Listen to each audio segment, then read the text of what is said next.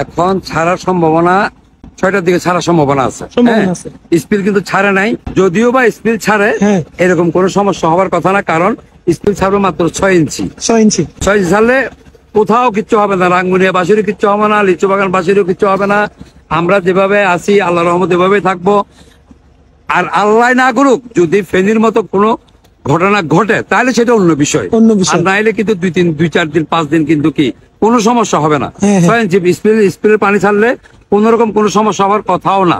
আপনারা অলরেডি আঙ্কেলের মুখ থেকে শুনেছেন যে কাপ্তাই বাঁধের স্পিল গুলো কখন ছাড়া হবে। এই যে আপনারা দেখেন, এই যে এগুলাই হচ্ছে কাপ্তাই বাঁধের স্পিল, এখনো এগুলা ছাড়া হয় নাই, এখনো মনে করেন এই যে অফ, সবগুলাই অফ। হ্যাঁ, এই যে দেখেন, অনেকেই নিউজ করতেছে সারা হয়েছে, আরো অনেকে নিউজ করতেছে সারা হয় নাই।